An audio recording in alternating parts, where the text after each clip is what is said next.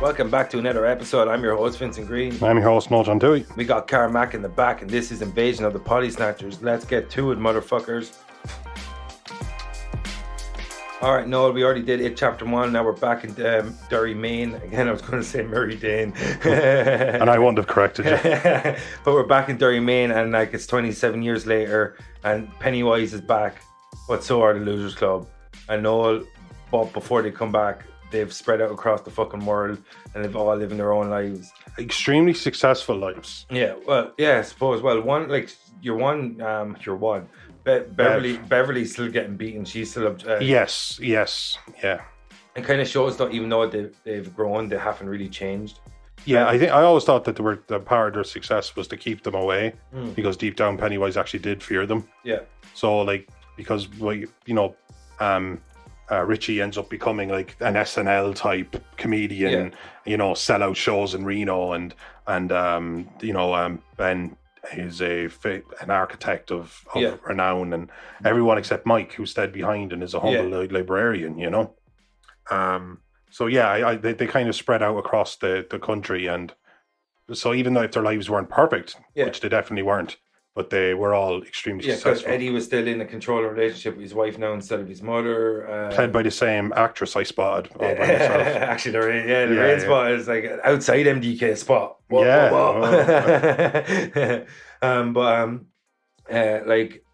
You get these kind of like the routine people tend to fall into. Like you look at Jessica Chastain, and she's playing the grown up version of Beverly, and she's still in an abusive relationship. Yeah, she's a famous author, and she lives in a mansion, but she's still in. Is she an author as well? Then I think that was she wasn't an author. Bill's the author. Yeah, sorry, my apologies. Bill Devereaux. I can't remember what it was she got into, but she had a beautiful home. I know that. I think she was just like a trophy wife, was she? Was she a trophy wife? That's the feeling I got. Maybe I'm mistaken. Maybe. The feeling I got that like she once again she fell into it like because he was like, "You're nothing without me." Yeah, exactly. Like, you know what I mean. Like, I think that's the kind of thing. Like, her father made her feel that you're nothing without me. Like, you know what I mean. Like, and I think that shows the routine of kind of like what humans are like. Even though they left their home and they left these relationships behind, they still kind of fell into the same traps and the same relationships, and they're still kind of living in fear in the same way they were in Derry, Maine. For some reason the right version sounded wrong to me there. Yeah. You had the second guess. This is going to be a thing for all this episode now. But and I think that's the kind of thing, like they're still kind of living in fear in a lot of ways. Like Richie's still living in fear that he's like living in like a fake marriage in a lot of ways, because he's actually a homosexual, and he's like living in fear that he'll be outed, in the same way that Eddie's living in fear of his controlling wife, and Beverly's living in fear of her abusive husband, and like, Bill's living in fear of his past in a lot of ways, like, you know what I mean? Yeah. And then like Stanley's so living in fear of what happened, he takes, like as they say in The Walking Dead, he opts out.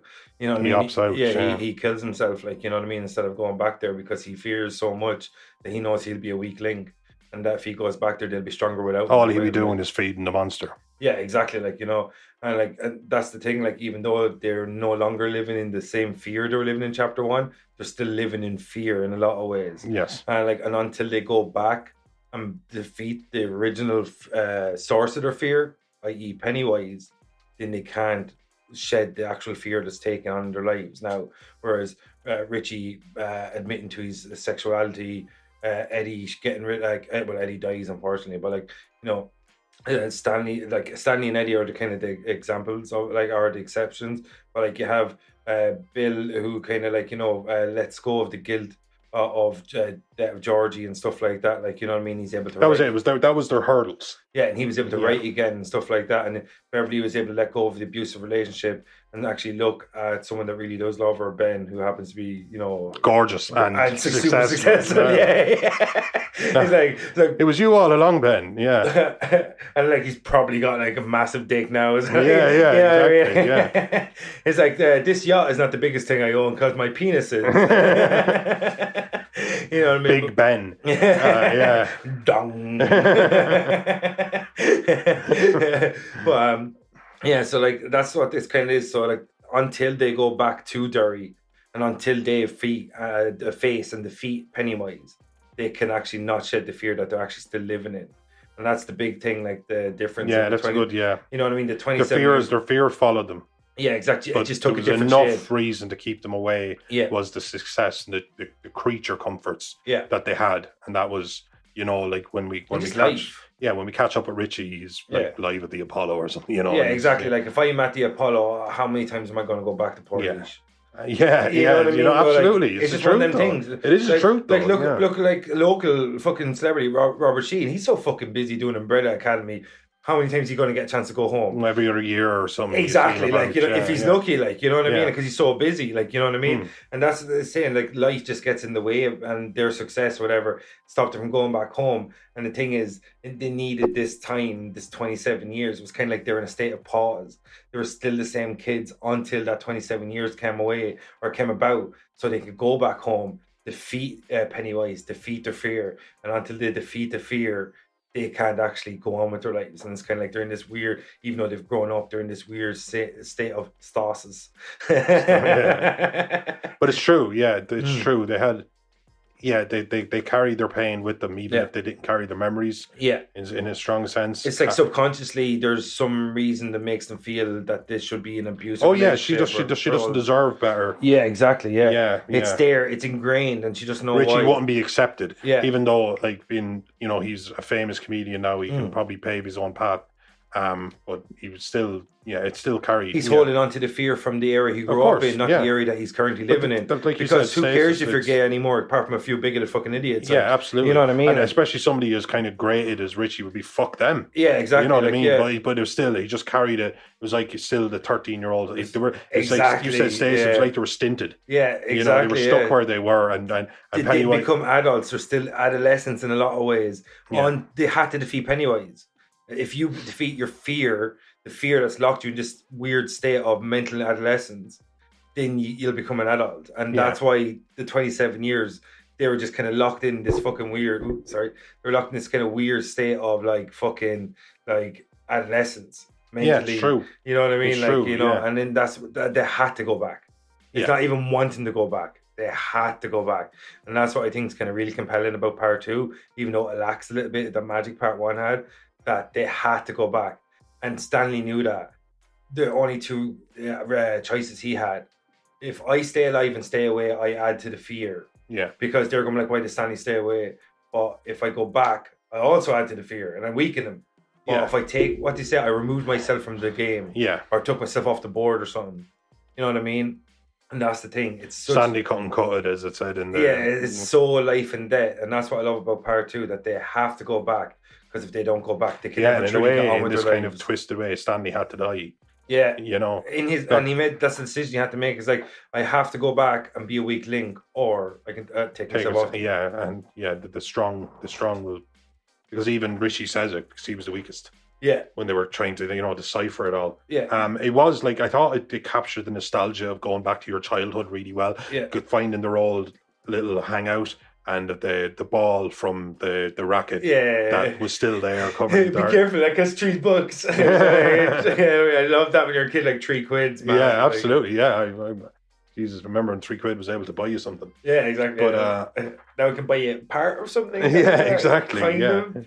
But I thought I did that extremely well. I just thought that the chemistry between those characters lacked, and it's only because the bar had been set so high. Yeah, it was like individually absolutely excellent actors, and it wasn't like they didn't have chemistry; they did. What do you make of the casting of the Aged Losers Club? Oh yeah, I mean, I was fairly happy all around. I mean, Ben obviously was like the extreme transformation. I don't recognize that actor. Do you recognize him? No, I can't say. I've probably seen him, but I can't say I know him. Probably a model, though, handsome. Handsome motherfucker. Yeah. Not a bad actor either. He was. Everyone was good in their role. Yeah. But I just thought, again, lightning in a bottle. There's nothing wrong with it. They just didn't capture quite the same way. But I thought, I didn't think everyone exactly looked the part, but 27 years can do a lot to a 13-year-old. I thought James McAvoy resembled Finn Wolfhard more than Bill Hader. Bill Hader had kind of the teeth.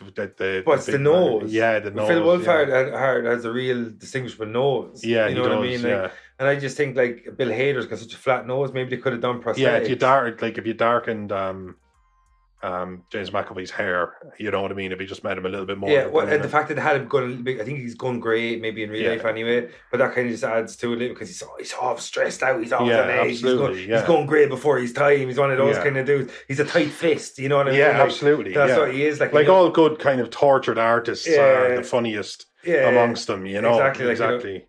But what did you make of like Jessica Chastain as Beverly is fucking stroke of genius. Like, even just the resemblance. Yeah. Like, and she captured that same kind I thought she probably did the best job of everybody because when we see her going back. No, the best job was the guy that did Eddie, the guy from The Wire. He actually did look the part. Yeah, and he sounded, the mannerisms, the speed of his voice was like absolutely, this. And that's the way he talks. Like, if anyone's ever seen Generation Killer, The Wire, or even he's in Sinister, Part 1 and 2.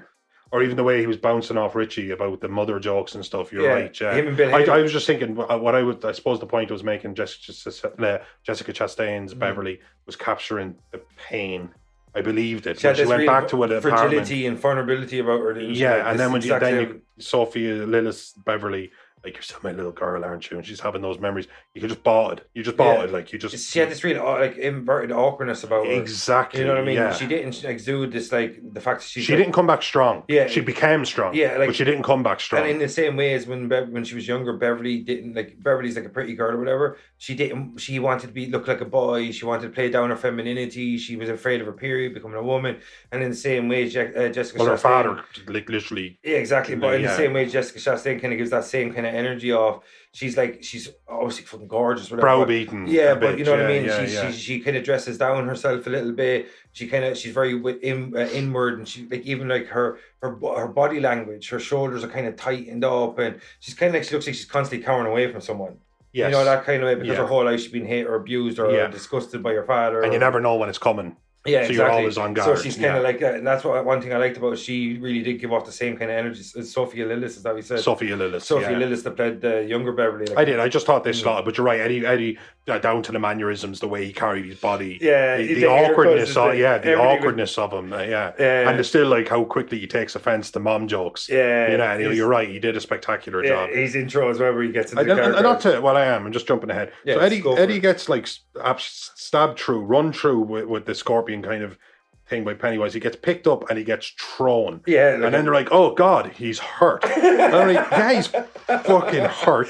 Like, that thing would have gone through his spine, his bowel, his lower intestine, and probably perforated his liver. Like, and remember, it's like we said with the switchblade in Part 1, like, and that has to come back out. Yeah, it comes back out with force because he's thrown you. Yeah, and then he fucking falls like in like a cave. He falls into a cave. And slides.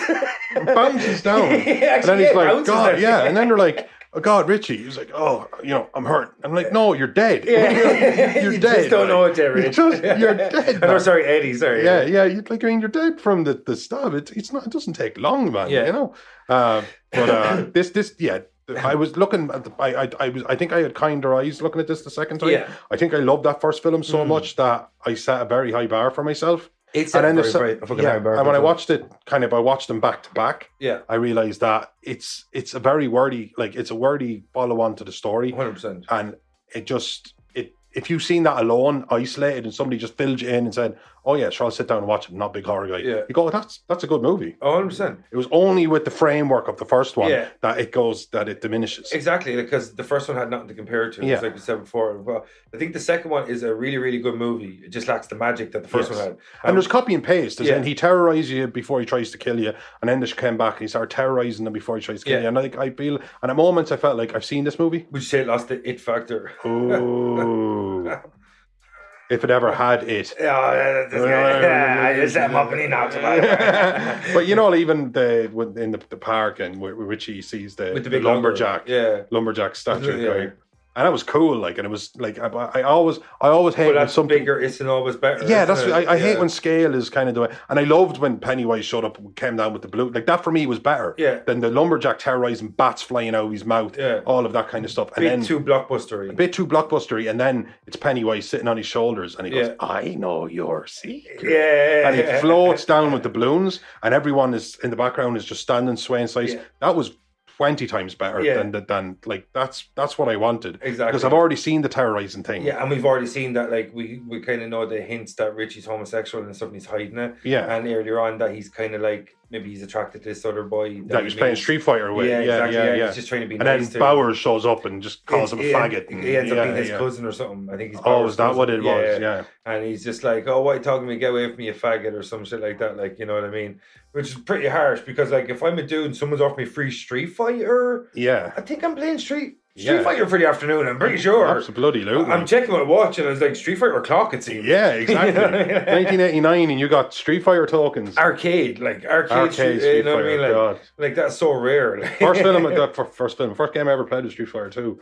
Yeah, it's iconic. Like especially back in Port Leash, like the only arcade games we have is Supermax. Yeah, do you remember that play? I remember it well. I remember it well. Yeah. So if somebody's offering me free Street Fighter, I'm letting go a bit of social. Absolutely. Yeah, it's like I think you're uncool. I'm playing Street Fighter, so who's cooler here, dude? Yeah, exactly. You know what I mean? But it did capture a lot of it. I thought it went back and forward. Yeah. But I thought it was stomping over the same old ground. And I don't think a sequel should ever do that. Yeah. I don't think bigger's always better, and I don't think a sequel should just. And more's not always the right way to go. No, it's not. No, and I thought like there was some really creep. I thought the scene where the girl with the birthmark on her face, one of the first kills. Yeah. And he was like, I could just blow that thing away, and he counts to 3, and he stops on 2, and he starts to drool. Yeah. Like, that's what I wanted. Yeah, the one under the bleachers. Under the bleachers, exactly. Yeah, where there's the firefly. She follows a firefly down, and Pennywise comes and grabs it like that. I thought that was cool. I liked the slick Pennywise. I didn't like the blockbustery stuff. Just felt unnecessary to me at times. It felt like because it felt like they had to go big. Exactly. Yeah. I do think it worked. Remember where they're all having dinner? Yeah. And the fortune cookies start to like sprout legs, and it's all quite grotesque. I thought that was cool. Yeah. And they're like all freaking out. Oh yeah, and especially because they they're only after remembering Pennywise's name. Yeah. It was only coming back to them, and then they were like, as soon as they remembered his name, to give him power. That's it, yeah. And that's why he can come in there now. And, exactly, you know what I mean? and finish what he started. Yeah, because he said Stanley couldn't cut it. Like Stanley couldn't cut it. Yeah, remember they're all trying to cut, not cut. I think you want to open. But that's why she starts crying because she's got Stanley. Yeah.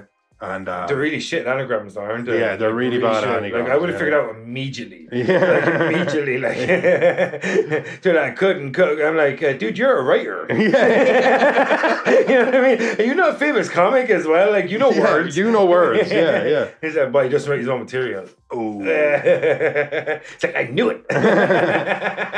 But I thought I knew when they started like talking about the ritual of Chud, and I tell you what was iconic in this. I tell you one thing. I remember. I think when Mike drugs Bill, and he shows him the jug, like ayahuasca or something, like whatever it was, and he just sees everything, and it's all kind of like stop motion, kind of little dolls, absolutely incredible. Chills. That scene was phenomenal. Yeah, I love that style of animation. Oh my god, it kind of looks like cave drawings now. Yeah, and he kind of like they perceive them as some sort of giant bird. Yeah, that swooped down from the heavens, and oh god, it was just fantastic. Which kind of goes back to Native American lore. Yeah, because we used to still look up the sky because we're still. Yeah, but there's a thing called a thunderbird in Native American lore that said that used to like come around this gigantic bird. And like and that's probably why they use the bird as a symbol. Oh yeah, because that's what they would have been afraid of. Because when we were kids, what were we afraid of? Clowns. You know what I mean? Absolutely. Like, and like Pennywise, and that's an enduring thing. Like remember we talked about maybe Pennywise was the reason it became enduring. Like that kind of way, like Yeah, because the clown thing, like we say, oh, he's a clown, but he might have been a clown for 100 years, 200 years, 300, 400 years. He's a clown now. Like, yeah, he's a clown. He's been a clown for centuries. Yeah. But that's like when I went through my grunge phase in the 90s. Like in the ultimate, in the totality of his time, it's nothing. Yeah, exactly. He's millions of years old. Millions and millions of years old. So like for like as long as the mythos of whatever he's picks lives on, he's going to continue to pick that guides. So in Native Americans, if they still have the Thunderbird, to speak about today, so a clown wouldn't have meant anything. Exactly. So for a clown probably didn't exist back then. No, that's what I mean. It would have just been like a guy wearing. Yeah, it would have been. It would have been scary, or it would have been like exactly, a jester. Yeah, exactly. Yeah. So like, so he probably said a bird to them, or just a white guy. Yeah, yeah, just a European. Yeah, just like in a white suit. Yeah. I say. Yeah, exactly. Actually, man, I was watching Boys from Brazil the other day when you speak of white suits, it's Gregory Peck, and I was like, so many evil dudes wear white suits. Yeah, white suits. Like, if you see a white suit, it's more than likely a Nazi. Yeah, absolutely. Colonel yeah. Sanders looking at you. Yeah. white fedora. Yeah, you're done. Yeah. It's game over. Yeah. But like, yeah, so that's what I think it is. So however long the mythology lives on, that's when he will keep using that guise. So with them, it'd be a bird, the Thunderbird thing, and that lives on with them until they figured out how to defeat it. Yeah. And then he was kind of forgotten. And they didn't even figure out how to defeat it, but you find out later on, they all get killed. Because remember, Mike is like, oh, I left that bit out. Did you, Mike? Because they didn't believe. Yeah. So if you take out the fear aspect, it might work. Yeah. It's like, come on, Mike, that's a pretty big part to leave out. Yeah, it's a pretty big part to leave out. And just getting over the drugging. Yeah, when I was a kid, from when I was a kid, I did not remember the part with the ritual of Chud. And I remember the ending that he turned into like a big kind of insect thing or spider in the TV series. And it was just a spider. Unlike the follow-up where he's spider-esque Pennywise. Like a humanoid, arachnid kind of scorpion kind of thing, because he had the kind of pincers. Yeah, what do you call them? Because I was calling them pinchers, but they're not pincers. But they're not, because they don't have bottom. Yeah, exactly, because they don't pinch. I actually think kind of like scorpion. Is that what you call it, pincing? Because it's from the pincer movement? Yeah. Or did the pincer movement, because the shape come from the pincer? Because you flank both sides, which is shaped like a pincer. I don't think it's exactly a claw. Yeah, but what would you call it? What would you call it? It's like a spike. It's like a scorpion tail. Yeah, you know what I mean. Like it kind of works on that principle. Yeah, and it's like you just think. Oh no, you know what it was at times? It was like praying mantis. Like a praying mantis, but what do you call that? Oh God. Shit, just claws. Yeah, that's what I was thinking. Is it like a spike? I don't know. But I checked. So Noel, tell me more about praying mantises. But I thought that this film was. I thought the film was a bit long. This is just Vinnie in a nutshell, by the way. He couldn't just let something that has nothing to do with anything go. He's now Googling it and leaving me floating in the wind. It's called a claw-like structure. Oh, wow, Jesus. Fucking stayed up all night on that one. Yeah, praying mantis front legs are all different. So Pennywise is a claw-like structure. Yeah, he has a claw-like structure and an arachnid body. And a giant clown head. Which you just couldn't do on a small TV series budget. No, you really couldn't. No. And this is where a big budget comes in handy, like, you know. No, this is, Yeah, and because, like, it's for a long time they said Lord of the Rings is unfilmable. There was some shit version back in the day or whatever, but it's unfilmable. That's Russia, I think. Yeah, I think Russia made it. You know what I mean? That's what they said. It's unfilmable. But eventually technology catches up to it and it becomes filmable. And look at the MCU. A lot of those movies were barely filmable. That's why we only got to see a Spider-Man 1, 2, and 3. X-Men, we got to see this here and here, the ones that were actually doable. So like Robert Downey Jr. played Iron Man right in through ages of special effects catching up. Because it's not as if the second Iron Man could have been Thanos and Endgame scenario. Exactly. Even though its stories wouldn't have made sense, but they literally couldn't have like done in Iron Man 1, he's wearing a suit. In part 2, he's wearing a green. It's all computer generated. Yeah. Like he's wearing a leotard, and that Iron Man suit comes in later. Same with the Spider-Man suit. They don't exist anymore. Like you know what I mean? That's how far it's evolved. And stuff that's become unattainable in terms of the narrative. Like it's like you can have like this weird kind of spider-looking thing at the end of the TV series and it plays back then. But now when you get a bigger budget, these movies, these stories, you can actually tell them to their potential.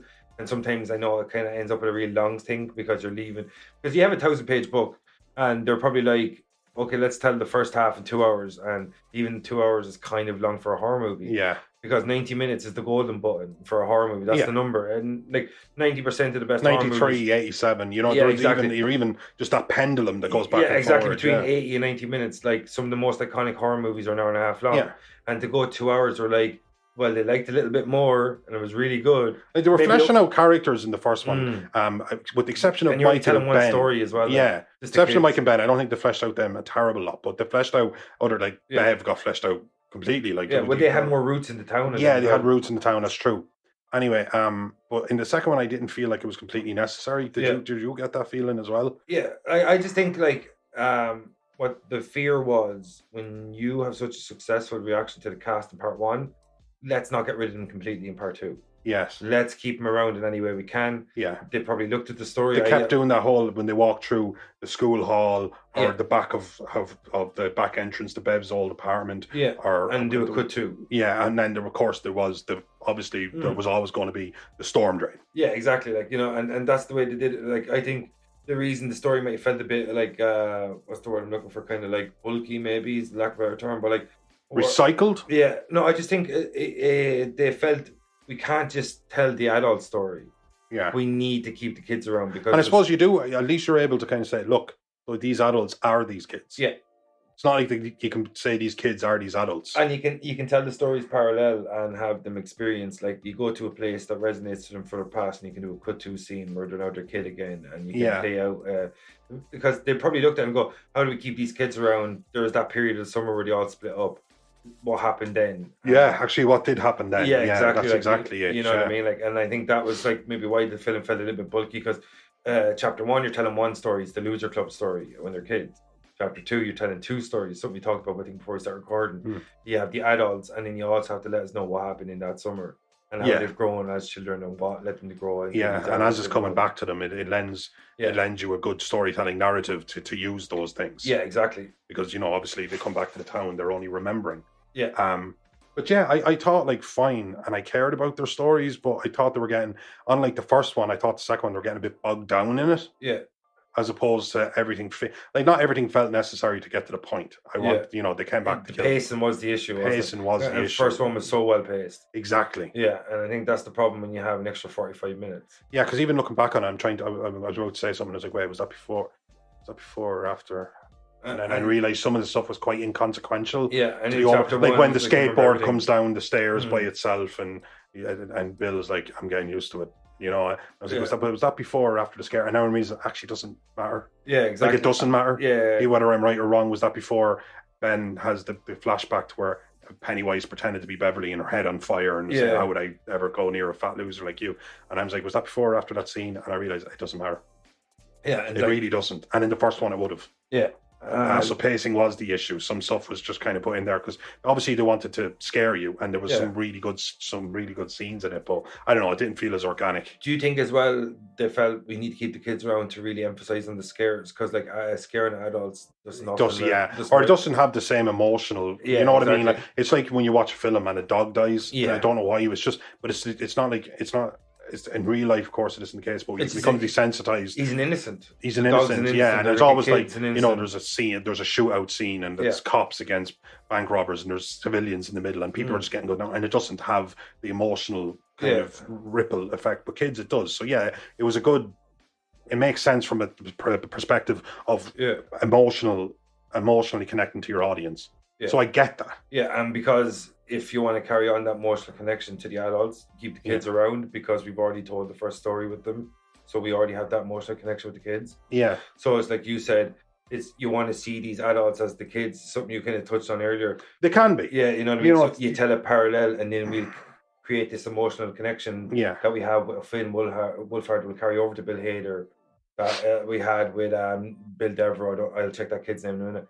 And it'll carry over to James McAvoy. Yeah. And you tell the stories parallel. And when you see that James McAvoy remembers being young Bill, and it goes back to being James on McAvoy. his bike, that he gets off Stephen King. And that emotional connection will carry over from one scene to the next. And I think that's the plan. So when you see James McAvoy and he's being nostalgic, and then it switches back to young Bill Devereaux, and then when it switches back to James McAvoy, they're hoping that we'll carry the emotional connection from young Bill onto older Bill into the next scene.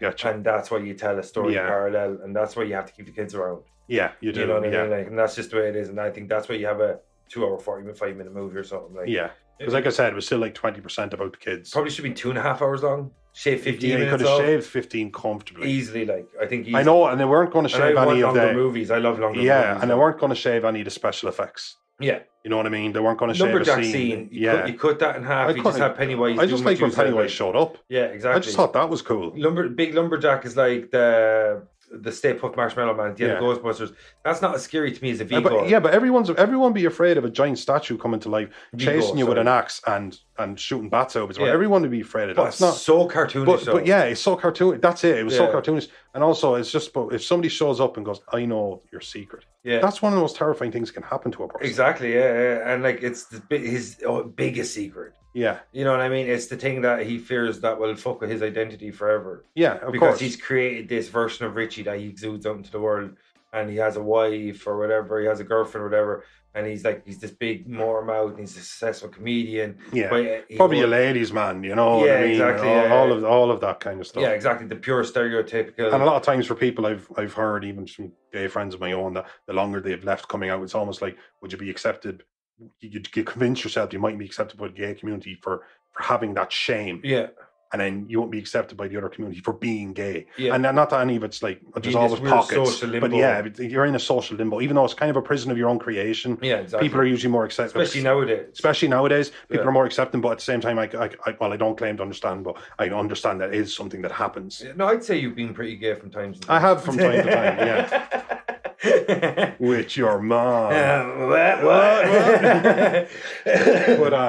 But the funny thing about this is my mother's actually a man.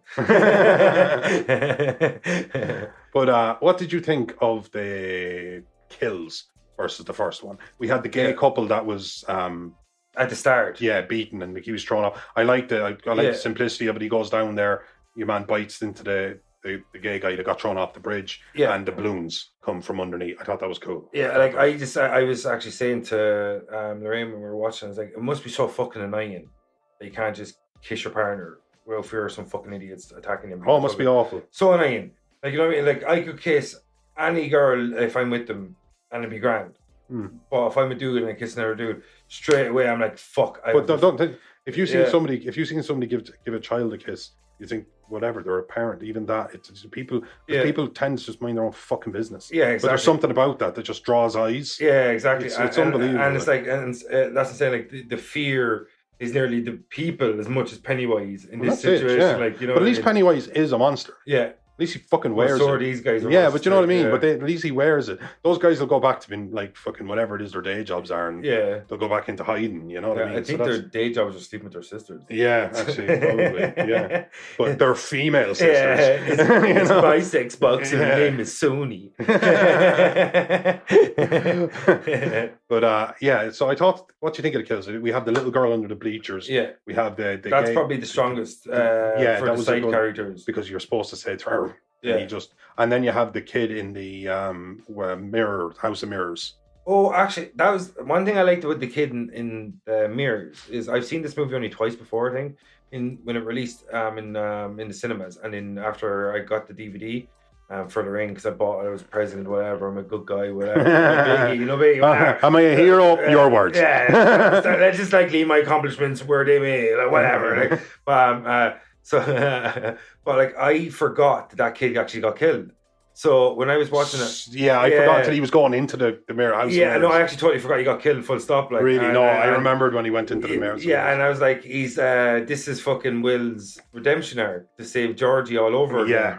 Well, he doesn't. Yeah, he doesn't. Lousy. I actually seen an outtake of that, like that scene where they're like, you know, James McAvoy's banging on one mirror and Pennywise on the other, and at the end of it, like, you know, Bill Skarsgård just kind of waves at the kid and goes, you know, gives him the thumbs up, are you okay? Kind of thing. I thought it was cool, like that they were taking care of each other because the scene's quite intense. Yeah. And he it's eats just that fucking kid's head like a motherfucker. Oh yeah, he tears into like, he explodes and. Oh yeah, that's it. It explodes. It's like fucking insane. And it kind of reminds you of just what you're actually up against. You know, because sometimes they'd all gone into a house with like... And just leave Bill with the feeling that he's doomed to repeat the same mistakes. Again, oh, yeah. Like, but that's why Bill got that was, at least, that's what that story needed, because then Bill went foolhardy. Yeah. I'm fucking going. I'm doing this. Yeah. And you're either coming with me or you're not. Yeah. And then finally you're kind of thinking... Leads him to go against because a film that had struggled with pacing yeah. had finally... Speeds up. I remember when he's going there, James McAvoy's getting fired up, Bill's getting fired up, and I was getting fired up because I was like, that's the injection this needed. And a kill is always a really, really, really strong thing to go off the back of. Yeah, and you can't kill any of the losers close just yet. And also that's the thing. I won't be brave enough to take on a Penny, but there's something so hijacking of your brain to see something so horrific happen to such an innocent. that you literally just stop. That part of you Yeah. that feels that fear or gives that fuck, Yeah. it just leaves. And you can totally it's understand replaced with anger. Bill's reaction with Georgie and his backstory as well. All that's going to happen is he's going to keep failing these fucking kids. Yeah. And he can't come back at a 67-year-old man and take them on. He can't. Yeah. So he knows it's now or never. And not just that, obviously there's a period. Yeah. It's not like I can come back in 6 months. Yeah. And it's now. And if I go away and everyone goes away, I forget. I forget, and what Michael dies, who's going to be there to remember? Yeah, absolutely. Yeah. You know what I mean? That's the thing, like, you know, and that's where it gets its power. People leave, people forget. Yeah, and who is Michael going to get together in 27 years? Yeah, exactly. Who's going to be alive? Like, what if he's dead and he's the only one? The only reason he leaves is because they defeat Pennywise and shit. Yeah, like, you know absolutely. What I mean? Yeah. So what if he dies and he's the only one that remembered? And like that was the injection the film needed. That really was that kill, because the other kills were kind of like, especially they were completely inconsequential, because the gay couple at the start were literally just setting up the fact that Pennywise is back. Yeah. The little girl was just kind of, I suppose, emphasizing the point and just keep racking up the numbers. Yeah, I think the little girls just show like that. Don't forget he kills kids as well. Yeah, like, you know, that kind of thing. Like, and they don't all get away. This little girl was like devoured under the bleachers. Yeah, 6 feet from her mother. Probably like her mother was probably just overhead. Yeah. So it was just to remind you what you're up against. But that kid that got killed in the House of Mirrors had real effect on the storyline, because we kind of grew to know him as well. Yeah, of course. Because he was saying that because he was the fan of Richie. Yeah, and he was saying like, I know what you are. Yeah, I hear the voice in the drains, because your mom was telling him. I love that part. Yeah, he's like, do you hear a voice in the storm drains? And he's like, no. I love it because the kids always like voice in the storm drains, because it sounds as crazy as it would. Yeah. He's going, but in the bath. Yeah, I hear it. Yeah, exactly. It's like, what do you hear? Or in the bathroom or in the bath. I can't remember what he said. He hears it in the bath, and it's in the sink, or something like that. Yeah. And he goes, "What do you hear? I hear the voice of children," or something like that. Yeah. And I just like. And this was just after a cool scene where he reaches in to get Georgie's boat and all the hands, the growing hands. That's fucking awesome. Oh yeah, there was like, I mean, that's the thing. There was some absolutely iconic scenes in it. It was just unfortunately off the back of a superior film. Yeah. And it's hard not to look at one through the lens of the other, especially when it took all of the cast and used them as a flashback. Yeah, I think when pacing is such a big strength of a movie, and you lack that in the second one.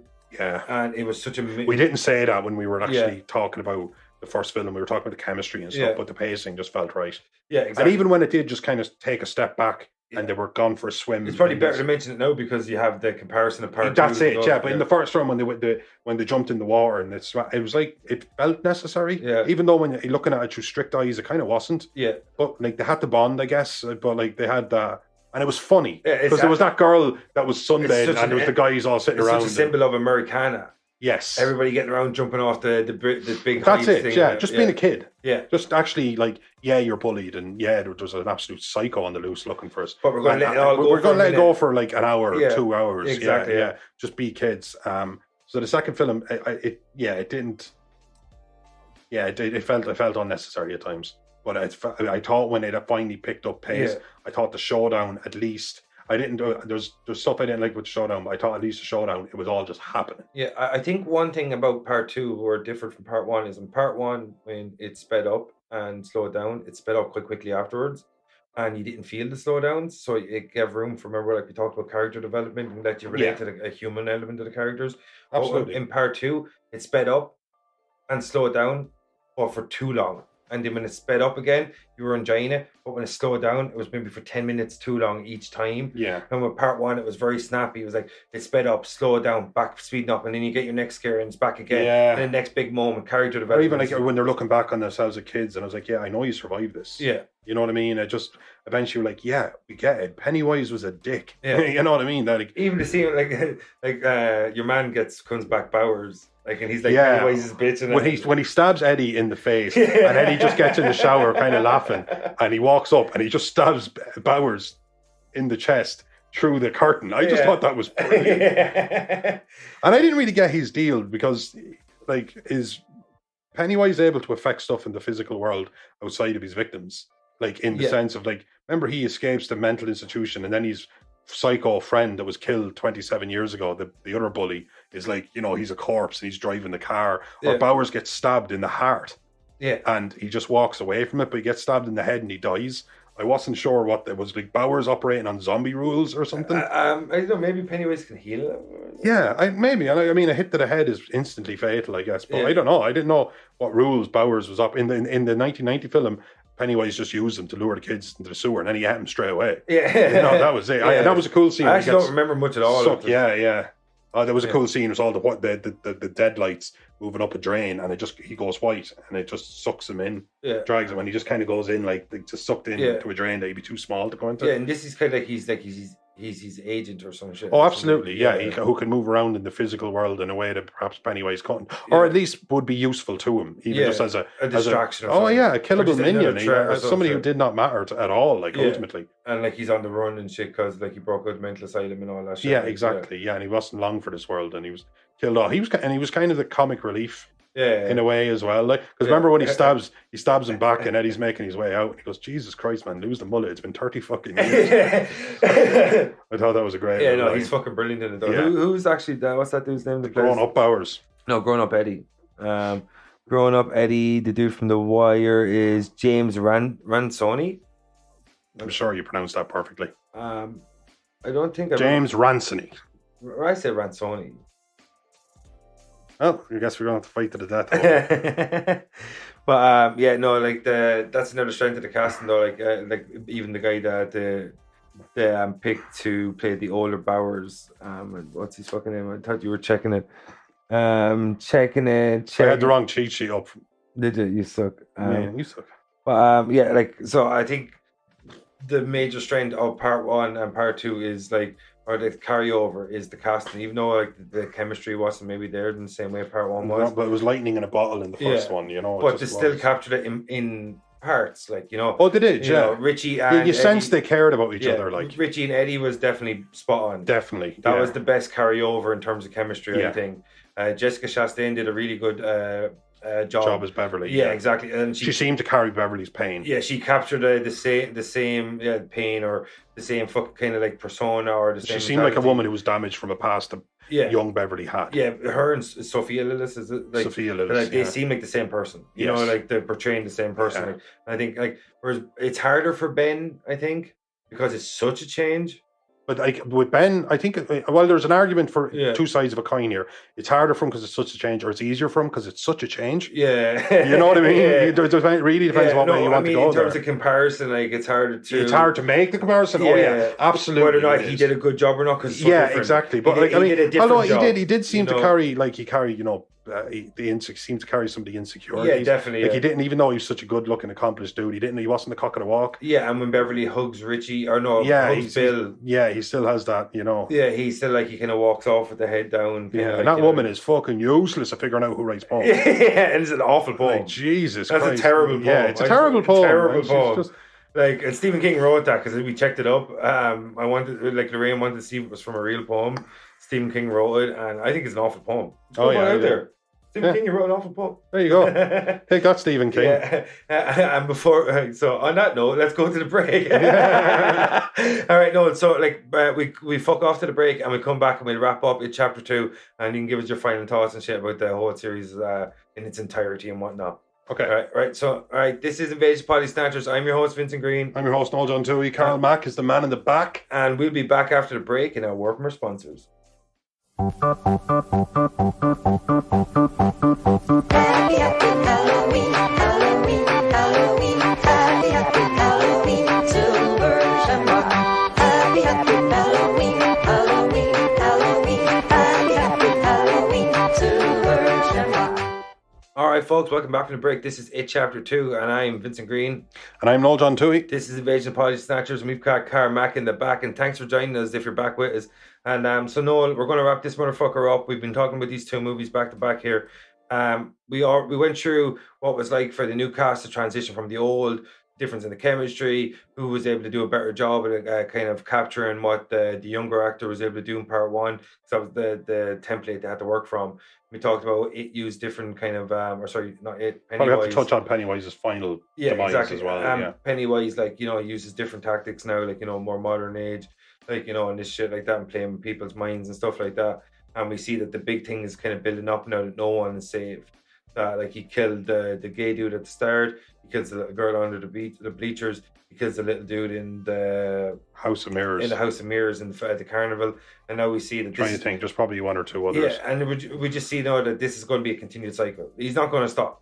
No, So they're going to have to stop him. They're back to have to stop him. And as you said, after the little dude dies in the circus, in the House of Mirrors in the festival, or is it a circus? It's like a carnival or whatever. Yeah. But after he dies, the story just ramps up. And it's like, it comes right back out that, remember we spoke about a little bit before the break, the lulls were a little bit too long, and that's where the pacing issues were coming from.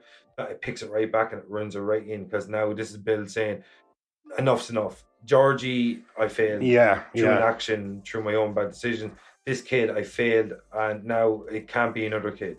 There can't be another kid. There can't be another Georgie. No, it could be another Georgie tomorrow. Yeah, exactly. Because this is his feeding cycle, you know what I mean? And this is going to continue and continue and continue. And now he's like, okay, fuck it, I don't care. Even if we're not all in this together, someone has to try and stop him, whether I fail or not, whatever. And this is where it ramps up, because we're like a go down swinging kind of moment. Yeah, exactly. So this is where they all start to go back, and they decide to do this ritual. What's it called? Ritual of Chud. Yeah.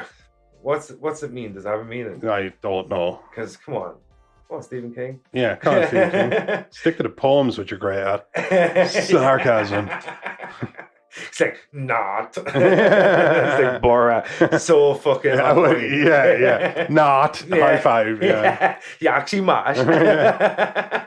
But like, so like, you have the big fucking finale here, and do you think the big finale in chapter 2 hits and lands in the same way as the big finale in chapter 1? No, it wasn't as good. It kind of had the untimely demise of Eddie, although maybe more like, I mean, he got stabbed and thrown around the place and thrown into a tavern and lived for like 4 minutes. Yeah, he got 5 stabbed minutes. in the face earlier on, and everything. He got stabbed in the face, you know, like he got vomited on. All this yeah, shit, absolutely. Poor but Eddie. essentially, the thing is, the only way to defeat this monster is to take away his power, and his power is like, for all of with his claw-like structure and his spider body, for all of that, essentially, spider body. For all that, he's a clown. Like to say to him, you're a clown, a mimic, a headless boy, an old lady, and all this kind of stuff, and realize that they're taking his power. And I was thinking, like, God, it felt so anticlimactic, because it's essentially they just like trash talked him, yeah, you know what I mean. To death. And then he grew smaller and smaller and smaller. Of our society. Absolutely, yeah. There you go. That's what it was. An absolutely spectacular ending. It held a mirror up to society, people. And it said, "Society, look at yourself." Yeah. Who's the real monster? Yeah. I thought the bit where Eddie, you know, he got brave. He threw the spear. He hurt. He damaged the deadlights, which had Bill Hader. I thought it was great the way Bill Hader. Yeah, you touched on that scene. Yeah, Richie gets hit by the deadlights. I just love the way his body goes limp mid swing. It's almost comedic, isn't it? Oh, it's fantastic. Yeah, but also terrifying. His head stays completely still, as if on it. Is he like, I'm gonna get it? Oh God, that was so cool. The deadlights were terrifying, and the sound effects.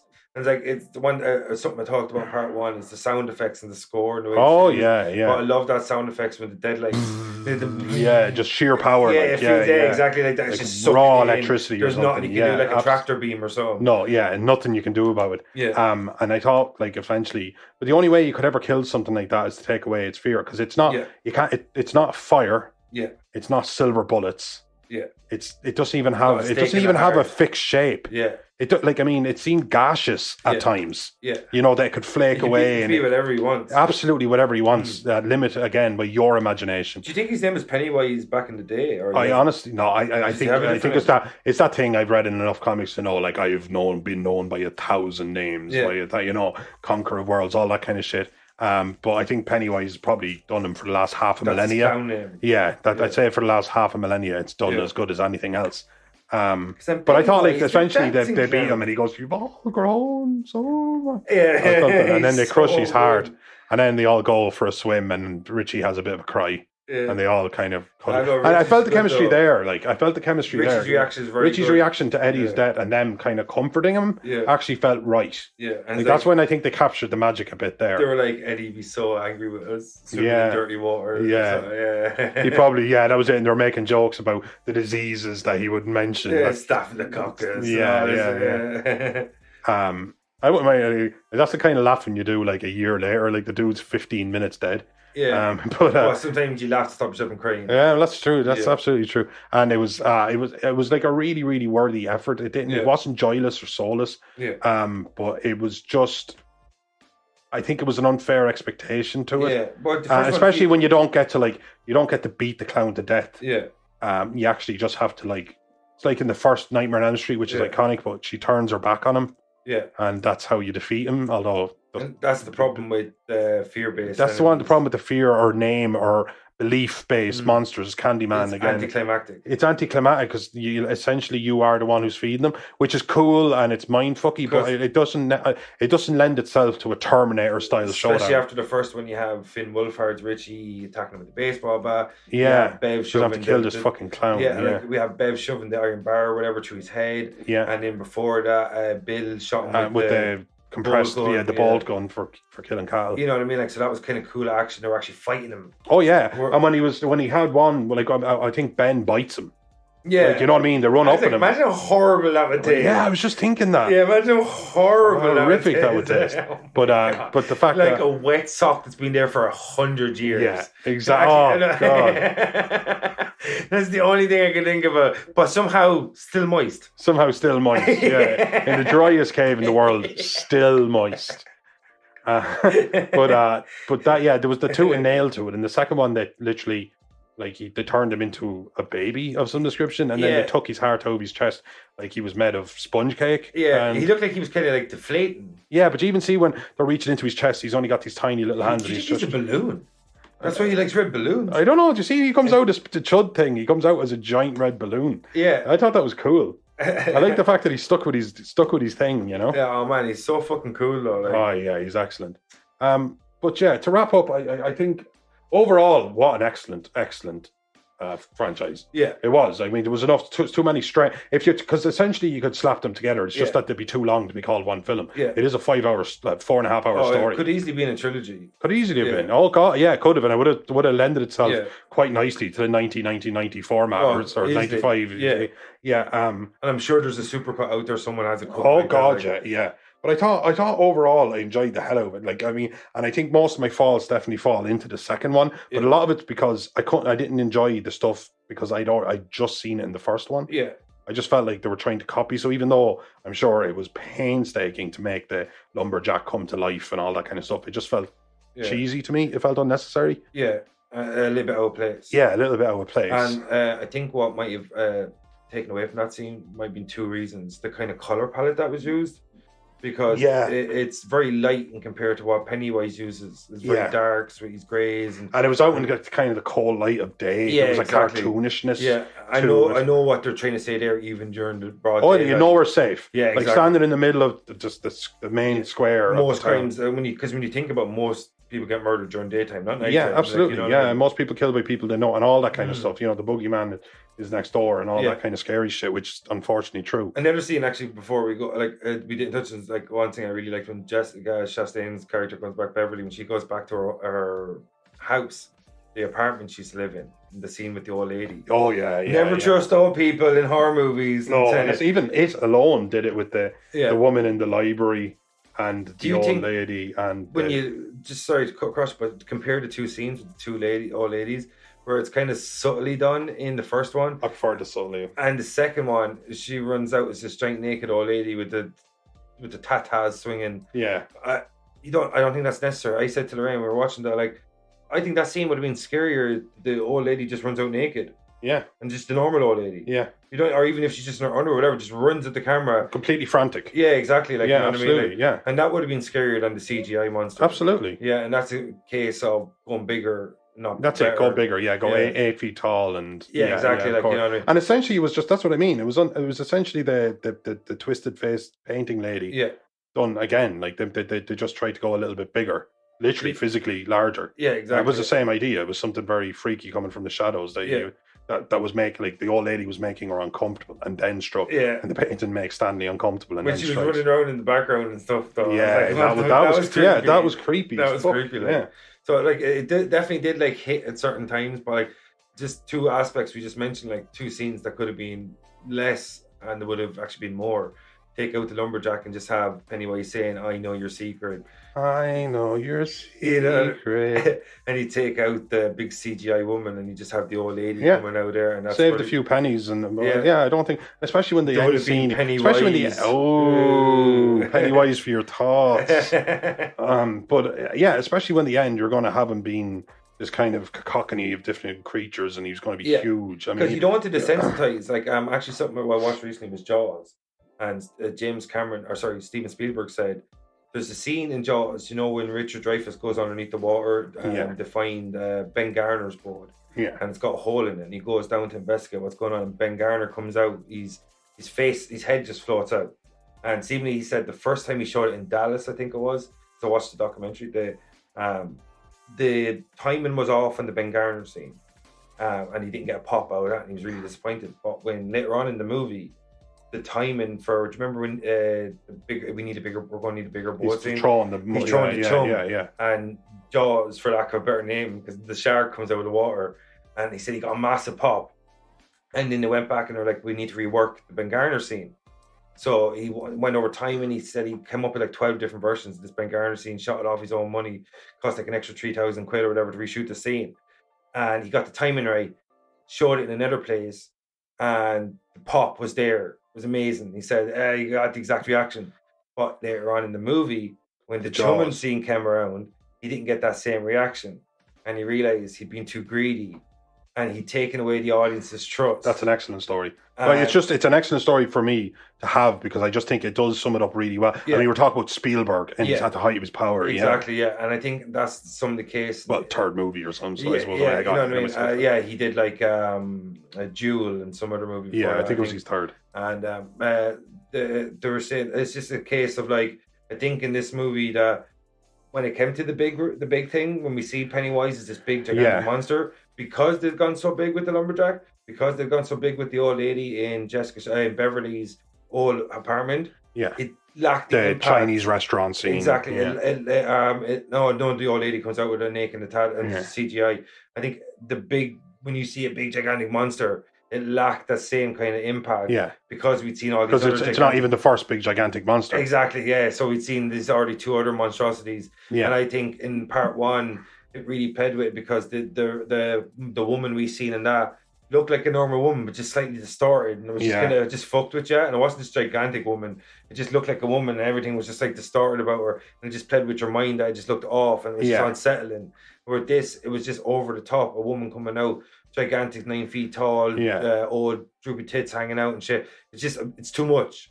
Have her come out as the normal old woman that we've seen, and then maybe she could fucking shake her head and it's Pennywise. Too far, or move that thing where they move without their feet move, like, you know, when they coast across the floor. And she just shit like that's uncomfortable. Exactly. Because uncomfortable is a type of scare. Stop going for the jump scare. Uncomfortable scares are good. I don't need to stop trying to go for the big 16-year-old going in the cinema.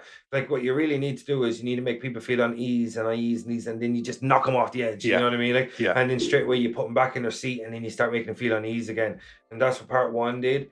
Better than part two. And part two just kind of try to go big. And by the time that it's big moments were supposed to be big, we kind of lost the trust, for lack of a better term, to use Steven Spielberg term. He got too greedy, and he lost a bit of trust. Because by the time the reveals came along later on, we were used to big reveals. Yeah, absolutely. And we'd be seeing big reveals for 2 hours and 45 minutes. Yeah. And by the time we seen Pennywise, this gigantic fucking interdimensional creature, we were like, of course. Because we'd seen a giant lumberjack come alive, seen this old woman being 9 feet tall. And I just think he got a little bit greedy in part two in a way he didn't do in part one. Yeah. And he just put it all on the table. There was nuance and there was spectacle. Yeah, exactly. It was paced better. Yeah, and I think when you weigh up chapter one and chapter two, and the reason chapter one is just a little bit better is because he was a bit more restrained in how he's told the story, and he was a little less greedy in what he went for. Yeah, and he just kind of held back and kept the big scares for the big moments instead of trying to have a lot of scares. Balloon coming across. Yeah, and I think this problem when you're telling us two stories, you have to have twice the amount of scares, and maybe that's something you shouldn't. You know what I mean? And I just think that's the case. It's a bigger. It's good. It's excellent. It's an excellent way to sum it up, really, isn't it? Yeah, it's a bigger movie, and it's just like at times it's a bigger movie, and it's not a better movie. Yeah, exactly. And I think chapter one, as a movie on its own, is an instant modern horror classic. Absolutely. Absolutely. Chapter two, a really good movie. Yeah. just not as good. That's it. It falls short from the first one. Yeah, and But a great watch. and it's not its fault because part one's just a 10 out of 10 movie. in my That's it. opinion. That's it. I don't Yeah. fault it. I just Yeah. love the first one. And Yeah. it's like we talked about in the Alien franchise Friday, when the first 2 are 10 out of 10 movies, the only way is down. Yeah. And unless you could recapture Unless the you're, magic, yeah, exactly. Unless you were somehow, Yeah. you managed to carry that bridge straight across. exactly. That's great. But yeah, it's very rare. It's very rare. Very rare. But so Noel, have you got anything else to say about No, I think we've summed up it quite well. We've done it. it? We've done it. Fucking done it. I'll do you. All right, folks. So, like, we'll be seeing you again next week. There'll be no Dark Side of the Moon for October. We're going to just fucking be hitting you hard with Invasion Body Snatchers. Lots of horror content. Lots of cool stuff coming this way. We're going to lots of cool places. Lots of iconic locations in our minds and through our movie screens. I assure you, in Yeah. our minds. So, Noel, have you got anything else to say, or do we want to get the fuck out of here? I want to get the fuck out of here. All right, folks. Thanks for joining us to listen to us for It Chapter 1 earlier on today, and It Chapter 2 if you listen to us right now. This has been Invasion of Potty Snatchers. I'm your host, Vincent Green. I'm your host, Noel John Toohey. And we've got Car Mac in the back. And thanks for joining us, folks. See you next time, motherfuckers. Peace out.